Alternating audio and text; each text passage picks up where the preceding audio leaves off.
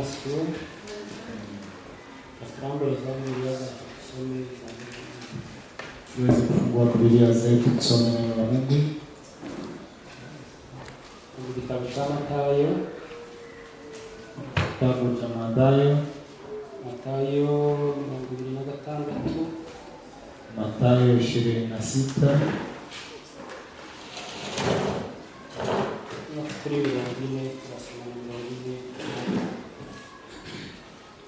Kuanzia katika mstari wa 40.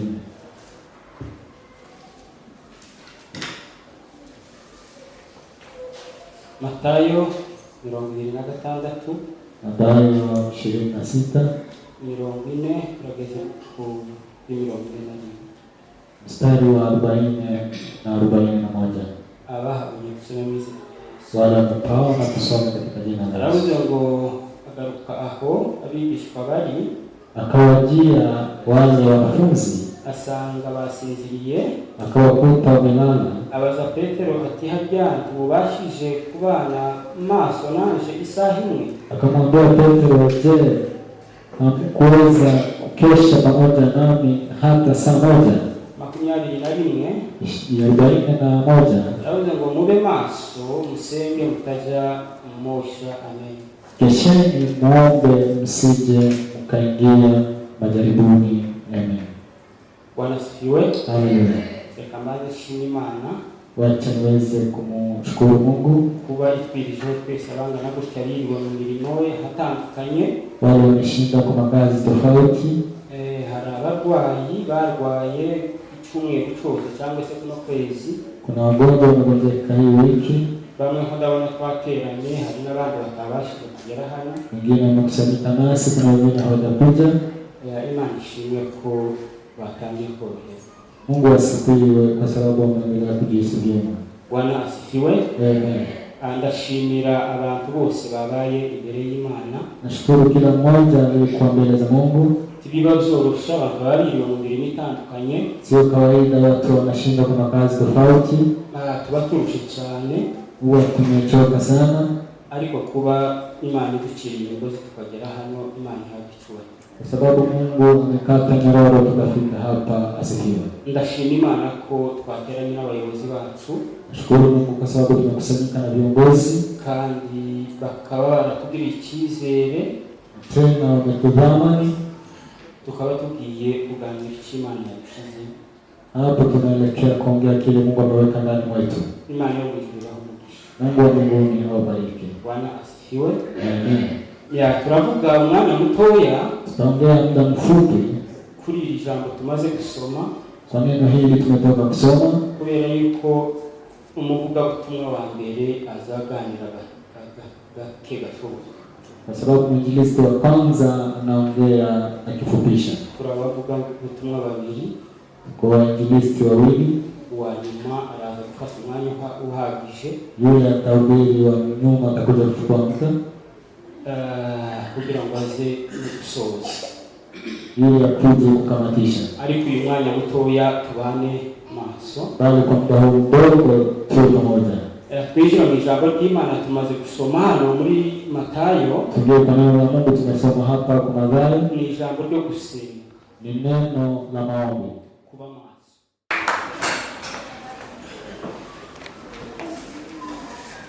Haleluya. Haleluya. Bwana Yesu asifiwe. Amen. Yego tuwe maso. Tuwe macho. Komeni Imana mashimeshi.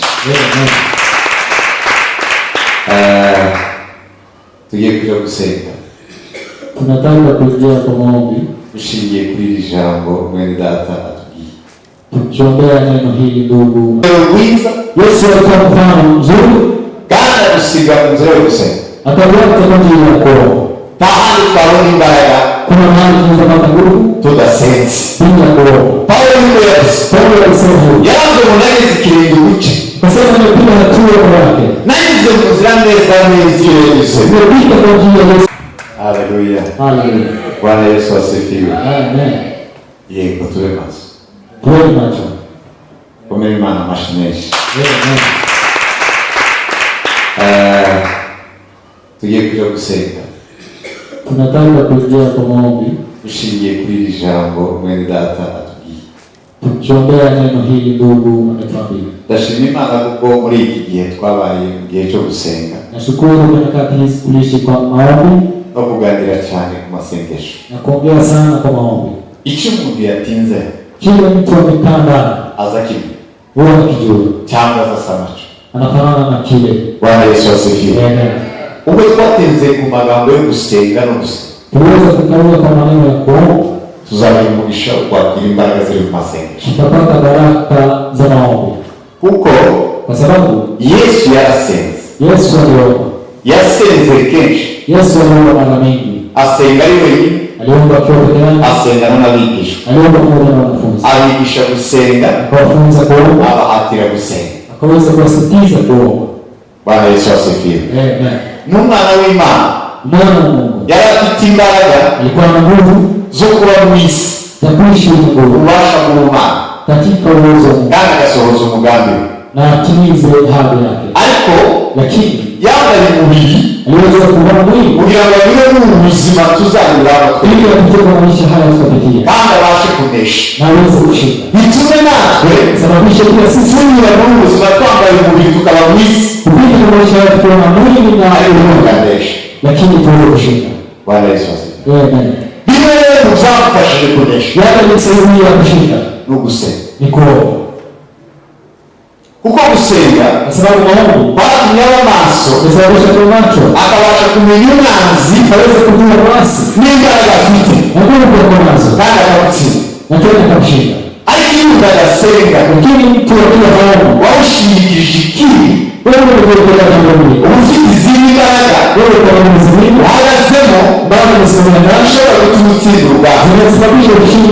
Ariko gusenga konyine lakini maombi ndio niko kwatumye Yesu atsinda. Ndipo lisababisha Yesu kushinda. Bwana Yesu asifiwe. Amen. Rema hata sisi pia abakristo Wakristo abana b'Imana wana wa Mungu igishobora gutuma dutsinda kile kinachoweza kushinda ahantu h'imbaraga twakura imbaraga ndio tunaweza kuwa nguvu cyangwa dutahura imbaraga z'Imana turwanya kile tunaweza kufanya kutokana na nguvu mwasi na nayo nuko dusenga ni kuomba. Bwana asifiwe. Amen. Amen. Amen. Yesu yatanze urugero rwiza. Yesu alikuwa mfano mzuri kandi adusiga mu nzira yo gusenga. Akavuga kwa njia ya kuomba. Tahandi twabona imbaraga kuna mahali tunaweza kupata nguvu tudasenze bila kuomba. Paulo yuko yavuze. Paulo alisema yavuze ngo nageze ikirenge ubuce. Kwa sababu nimepiga hatua kwa yake. Nageze mu nzira neza neza Yesu. Nimepita kwa njia ya Yesu aliye. Yeye yoroheje ilikuwa upesi ni alikomeye. Na hiyo ilikuwa nguvu. Nimepita na ndabasaba rero naomba pili mugire ikirenge cyane. Wewe kupiga hatua kwa yako. Bwana Yesu asifiwe. Amen. Rero basi tugomba kugera ku rugero rwo gusenga nk'uko Yesu yasenze. Lazima tujue kwa ngazi ile Yesu alikuwa. Bwana asifiwe. Amen. Amen. Tugomba kugera ikirenge cya Yesu. Lazima tupige hatua kwa urugero rwiza tugomba gukora. Kama mmoja tunataka kuko dukwiye gusenga nk'uko Yesu yasenze. Ni kuomba vile Yesu aliomba. Bwana Yesu asifiwe. Mambo ya mbere yo gusenga. Sababu ya kwanza kuomba nuko turi mu rugamba. Kwa sababu tuko vitani. Yesu yavuze ngo mbasize hagati. Yesu alisema ni watu hagati y'amasega ryabo. Mahali ni mahali pa sita sana. Mbasize n'umwanzi hagati. Mwacha kwa waasi wa ariko y'umutahu ngari mubwire imbaraga zo gusenga. Ukiwa na akili na moyo wa maombi uzabasha kunesha umwana. Utaweza kushinda mwasi. Bwana asifiwe. Amen. Amen. Rero impamvu ya mbere yo gusenga. Sababu ya kwanza ya kuomba tuko kwa baba. Bado urugamba. Hivyo hivyo. Mungu ukiranuka Imana. Ya kwanza ni haki. Kuva mu buzima bwo kumenyekanisha Imana. Ya kwa maisha ya kumtumikia kuva mu buzima bw'ijuru. Kuishi kwa maisha takatifu. Bwana Yesu asifiwe. Amen. Wewe ndio atakuze neza. Mungu anasema tena. Yawe kwa Satani ndabaza ibindi biri kure cyane. Umesema Mungu haleti yale kubali wewe. Ndabaza ibindi biri kure yawe. Haleti yale kubali wewe. Azakurwanishiriza sikuri. Anatuganisha wale walio ndani mwako. Yapa mfiti ile ile kuna. Chakini chuzi muri kamera. Kile kimejaa ndani ya ubiri. Kisha sasa ndicho bora na mosha. Kisha sasa kunika kikagira mbali. Ndicho maisha yanakuwa na nguvu. Bwana asifiwe. Amen. Amen. Bila kisheni kama hivi ada activation Una tuishi niba ubusambanyi kama ni sherati ufite doze ntoya y'ubusambanyi ukiwa tu na sherati moja anaelezea na kwa nguvu kandi Yesu ndipo yote Bwana iyo Satani azayiraho ndipo Bwana ndiza akayigabira akayizana ibitekerezo byinshi inzira nyinshi anaonyesha yongererwa imbaraga izuki anahitaji nini zingine ili amke. Bwana Yesu asifiwe. Aiko kuya msimu wa ili ushinde vita hili. Tabu ufazwa na wana. Wewe sio na watu wengi. Suko ushaka ubushobozi bwose ufite imbaraga n'amafaranga ibi. Sisi katika uwezo wa pesa na kila kitu munatsinda kamere. Kile pesa wewe ushinde imbaraga zangu. Wewe sasa ni gusenga Imana. Bwana Yesu asifiwe. Gusenga Imana no gusarembira.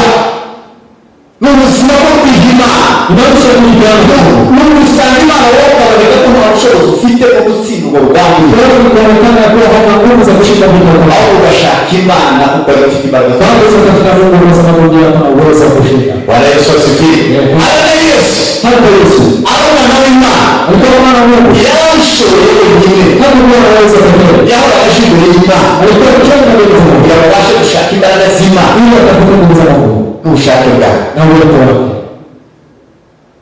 Bwana Yesu asifiwe.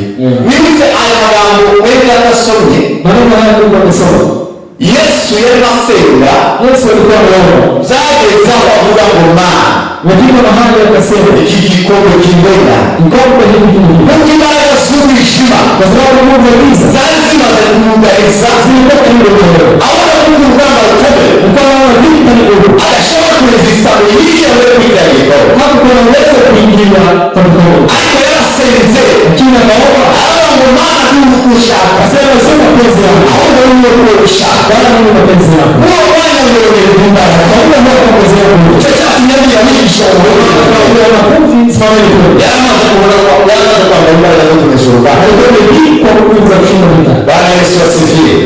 Rero natwe Basi na sisi urugamba Satani yarushizemo vita na Mungu ndani icyo Satani yazamuye muri kamere kile kabisa kuinua katika mwili wako ahandi wakuri imbaraga zo kubitsi kuna mahali za kuwa nguvu za kushinda ni mu gusenga ni katika maombi. Bwana Yesu asifiwe. Amen. Kuki umuntu ari imbere y'Imana asenga Mtakuweza kuomba aza Imana zibona neza Mungu anakutazama vizuri uzawusha kumugaraga wewe kuweka baraka umutima ukaja hanze wewe kuendelea niba kuba usenga kuri Mungu kama ukiwa naomba kwa kweli kwa Mungu uzuna kuwasuzwe ku gicaniro uzawuta hanze wewe kuweka baraka ukigaragaza uburyo unajisikitisha vile aho intege zawe na wewe unajua baba ngo Imana sishobora nasema Mungu siwezi sishobora siwezi hiki nazi ko bishari wewe kama ndio mzuri umutima mubi wewe kama ndio ahubwo wamara umutima mubi ukawera Mungu ukazuza ingeso zake sababu zinaweza kukabili kwa Mungu. Bwana Yesu asifiwe. Haleluya. Tahari dukura imbaraga zo gutsinda urugamba kuna mahali unatoa nguvu za kushinda kandi birashoboka inawezekana urugamba ufite vita kwa maana utandukanye n'urwawe itofauti na urwo ufite vita kwa maana utandukanye n'urugamba mafurika itofauti na mafuriko n'urwo urugamba wanje hata kama huja dusangiye ubuzima ambayo tunasema maisha mbese dusangiye ubuzima no kuvuga ngo turafatanya duhuza imbaraga hamwe kugira ngo tubeho yala kusoma cyangwa urugo rwacu rube ili maisha yetu ariko urugamba ufite maana vita kwa maana batandukanye n'urwo ufite itofauti na ingeso yashobora kuba zitandukanye no ku ngeso hata kama vile tofauti ushobora kuba ufite ingeso zitandukanye n'isi inawezekana kuna tabia ushobora kuba hari inzatsi inawezekana kuna n'izindi atazi zingine ziri mu mutima wawe bali kandi bigatuma rero zivugurwa kama kile kazi na bigatuma ziba amahoro ile mwingine kwa kandi mu buzima bwo gukiranuka banane neza kuishi na vizuri kwerekana Imana cyangwa se tugaragaza Imana mu buzima bwacu kuzimisha Mungu katika maisha mbese Imana icyubahiro mu mibereho yacu wewe kwa Mungu utakuwa na maisha yetu nta kindi cyabishoboza kuna kile kinaweza gusenga ni kuomba. Bwana Yesu asifiwe. Amen. Haleluya. Haleluya. Niba mwije ufite ingeso yo gusanga Ikiwa ndani mwangu kuna tabia ya ushirati nta mbaraga afite zo kubasha kugira gute kuidesactive kw'Imana hana uwezo wa kumaliza tabia hiyo. yabwira kenshi Anaweza niambia mara kadhaa, yabigisha kenshi anaweza nifunza mara mingi, ariko imbaraga zindimo lakini z'urugamba bafite bazi kushinda vita hiyo no gusenga ni kuomba mwuka wera kinjira muri akabasha kwica ingeso anaweza kujiusaha ni tabia hizo za ujirati inakufa takiriwe adesactiva zomara kumbe kile kinakosi basi kama mambo n'imbaraga z'Imana kuba mwinshi ni nguvu za Mungu ukabona kuba mwinshi Roho Mtakatifu ukabona kugenzura ubuzima bwawe Roho Mtakatifu Yesu kwinjira mu mutima wawe Yesu kuingia na moyo wako akakuyobora anaweza kukuongoza Yesu asifiwe haleluya haleluya kindi kintu ushaka kuvuga jambo lingine la pili nataka kuongea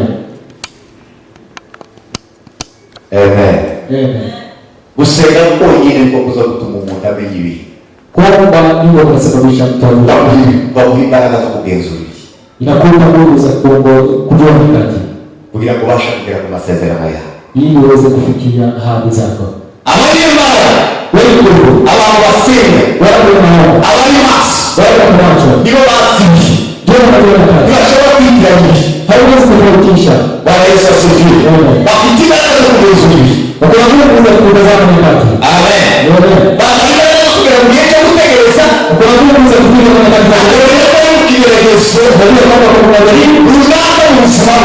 urugamba mu buzima bigatuma ategereza ntakora amakosa nasababisha kujirinda sifanye makosa amen abantu benshi bakoreye amakosa mu gihe cyo gutegereza watu wengi wanafanya makosa wakati wa kungojea bazi ngo Imana hari icyo yavuze wanajua kwamba kuna kile Mungu anasema kubera kuko batari mu mbaraga zo gusenga kwa sababu hawana nguvu za maombi bituma batsindirwa hagati ahangaha aho kugera ku isezerano inasababisha washindwe wakiwa karibu bila kufikia kuko Satani yigeze akunda Imana kwa sababu muombe kama yigeze akunda umugambi w'Imana au kapenda leo Mungu yagurutse kurwanya alisimama kupiganisha Imana y'Imana y'umuntu tabia si Mungu aliyeumba muri Edeni katika shamba la Satani yarahoba ubuhanga arwa umugambi Mungu alikuwa akipendeza kutukuanisha na Mungu kugeza n'ubu nyine kufika leo muri iki kinyejana tugezemo kuna kati hizi Satani arakurwanya kubera umugambi mwiza Mungu anatupiganisha kwa sababu ya lengo la Mungu icyo gituma Imana yavuze ndio maana kila mtu alisema kugira ngo ubashe kugeraho ili uweze kufikia ugomba kuba maso lazima uwe macho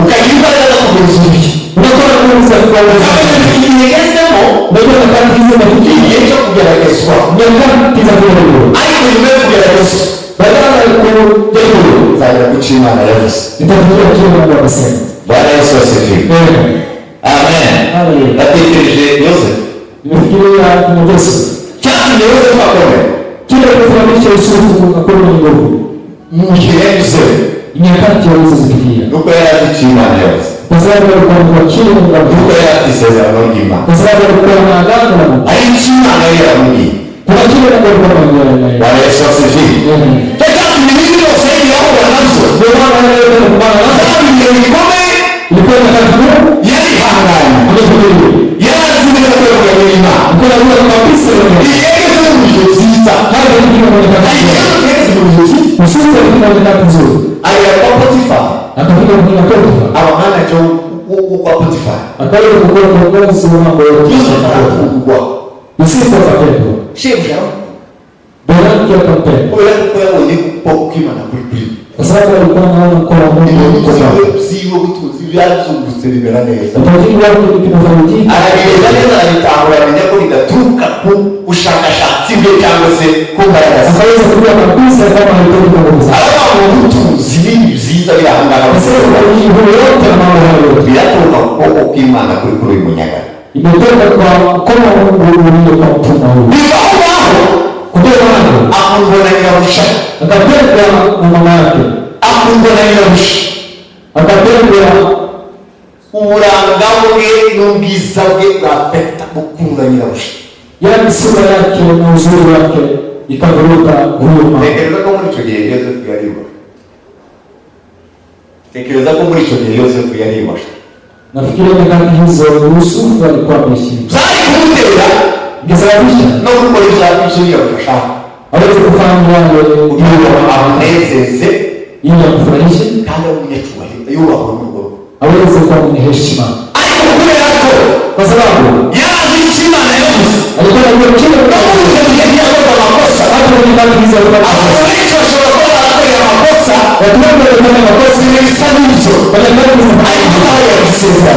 kuja kujenga niyo mpamvu yo gusezerana ili kujenga Imana yavuze kile ni ukuba maso kuwa macho ni ugutegereza ni kuweza kuona ibihe byiza nyakati nzuri ibihe bibi nyakati mbaya ukamenya neza ko hari nyuma yaho hari icyo Imana yavuze wewe kama nyuma ya hapo kuna kile Mungu amesema Bwana Yesu asifiwe kugira ngo tujye icyo Imana yavuze ili kufikia kile Mungu amesema amasezerano Imana yavuze Bwana Mungu amesema ijambo ry'Imana ndio neno la Mungu ufite icyo Imana yavuze ku buzima bwawe kuna kile Mungu amesema katika maisha hari umwihariko wawe hata kuna ubinafsi wako w'amasezerano yawe ambayo ni ndani kugira ngo ubashe kugira ngo icyo Imana yavuze ili uweze kufikia kile Mungu amesema ugiye kuba maso lazima uwe macho kuko icyo Imana yavuze kile Mungu amesema icy'agaciro mu buzima bwawe tazama ni katika maisha yako ntagihe Satani azakwishimira hakuna siku nyingine ntagihe sana Satani azaguha amahoro hakuna siku moja atakupa ntagihe Satani atazabirwanya hakuna siku moja atakuonyesha kuko Satani we ntahunikiye kwa sababu ibilisi azi neza yuko afite igihe